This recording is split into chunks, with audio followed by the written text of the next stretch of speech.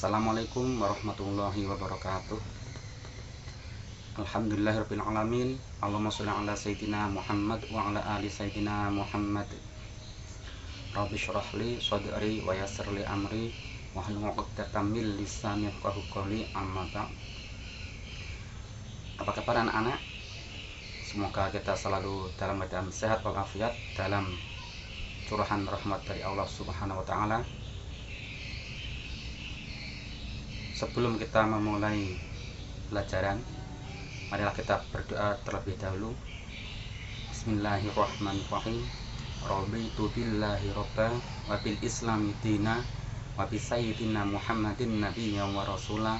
Rabbi zidni ilma warzuqni fahma. Amin. Pada kesempatan kali ini kita akan membahas bab 2,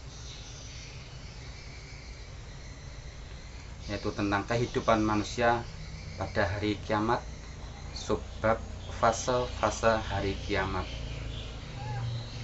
Tujuan pembelajaran kita adalah setelah mengikuti pembelajaran, peserta didik dapat mempresentasikan kaitan antara beriman kepada hari akhir dengan perilaku jujur, bertanggung jawab, dan adil.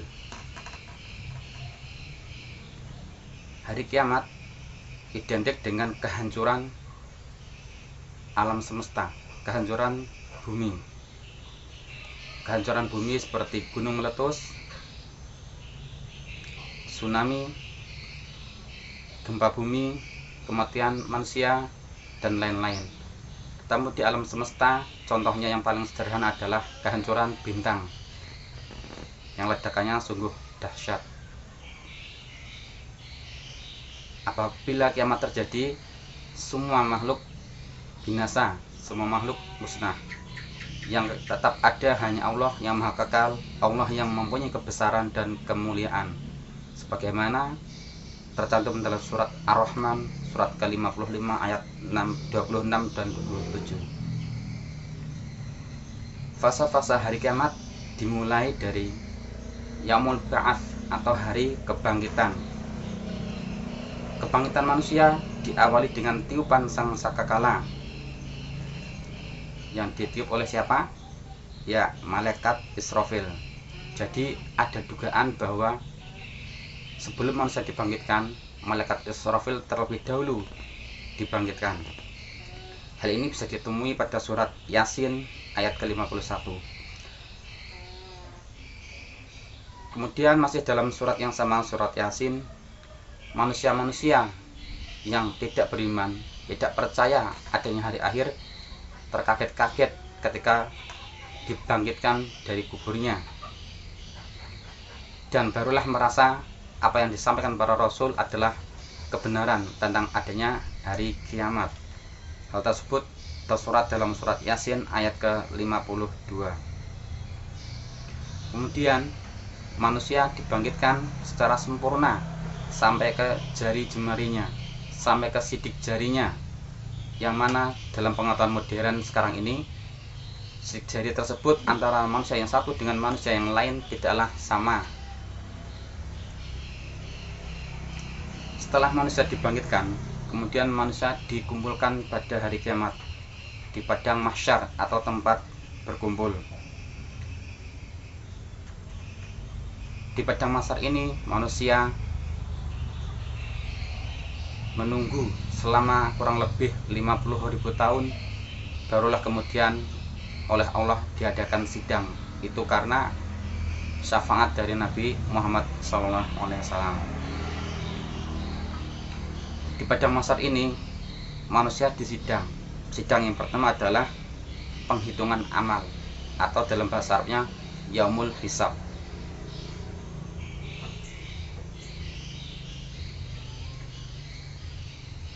Pada Yaumul Hisab ini manusia tidak bisa berdusta. Simbolnya adalah mulut manusia dikunci, sedangkan kaki dan tangannya yang memberikan kesaksian. Hal ini bisa dilihat dalam Al-Quran surat Yasin surat ke-36 ayat 65. Kebaikan maupun keburukan yang dilakukan manusia yang sudah dicatat akan dibalas oleh Allah Subhanahu wa taala dihitung dan kemudian akan dibalas, meskipun kebaikan atau keburukan tersebut sebesar biji dzarrah atau biji sawi, atau kalau dalam bahasa modernnya atom, atau yang lebih kecil dari atom. Maksudnya adalah kebaikan maupun keburukan sekecil apapun pasti ada balasannya.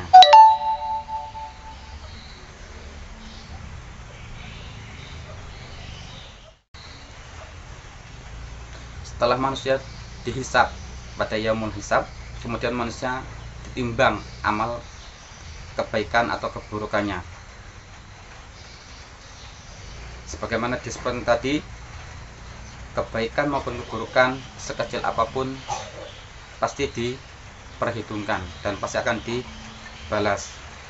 Barang siapa yang berat timbangan amal kebaikannya, maka dia akan mendapatkan tempat yang memuaskan, dan barang siapa yang ringan timbangan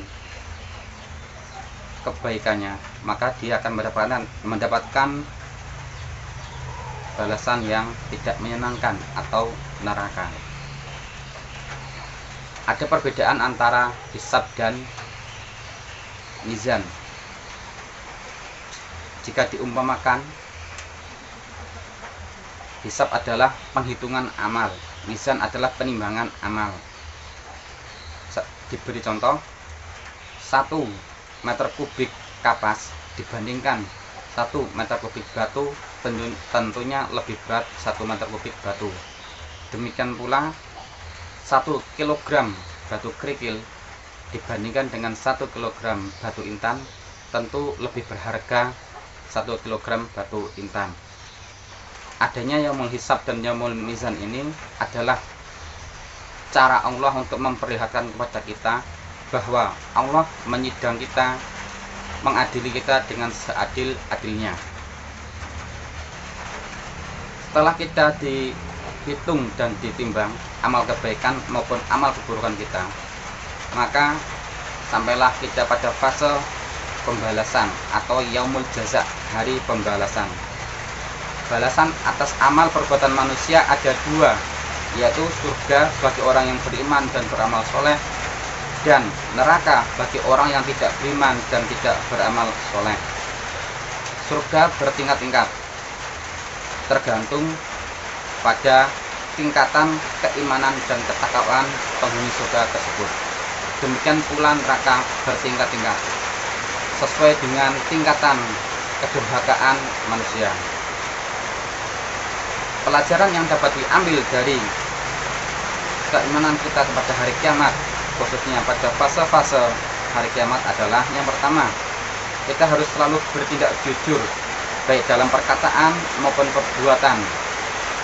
Keadaan pada saat hari penghitungan, mulut kita terkunci, sedangkan yang memberi kesaksian adalah tangan dan kaki kita. Yang kedua, selalu berhati-hati dalam berbuat, karena semua amal kita dicatat dan akan dimintai pertanggungjawaban. Kita sudah semestinya melakukan segala sesuatu dengan penuh tanggung jawab. Yang ketiga, memperbanyak amal baik dan meningkatkan kualitas ibadah kita. Yang keempat, mengurangi amal buruk kita, baik dari segi jumlahnya maupun bobotnya. Yang terakhir, amal perbuatan kita akan dibalas berdasarkan jumlahnya dan berdasarkan bobotnya dengan balasan yang setimpal. Hal ini mengajarkan kepada kita agar selalu berusaha bersikap adil. Kesimpulan yang didapat oleh para siswa dalam pembelajaran kali ini adalah, yang pertama, pelajaran yang dapat diperoleh dari pembahasan fase-fase hari kiamat yaitu memperbanyak amal ibadah dan meningkatkan kualitas ibadah kita. 2. Berhati-hati dalam bertindak atau melakukan sesuatu, karena apa yang kita lakukan akan kembali kepada kita dan akan dimintai pertanggungjawaban. Yang ketiga, setiap amal perbuatan yang kita kerjakan pasti akan dicatat dan akan ada balasan di akhirat nanti. Yang terakhir, kiamat itu pasti terjadi dan kita harus mempercayainya dengan cara banyak berbuat baik dengan meningkatkan amal ibadah dan mengurangi perbuatan dosa. Demikian pembahasan bab fase-fase hari kiamat. Semoga pembahasan materi tersebut bermanfaat bagi kita semua. Saya akhiri.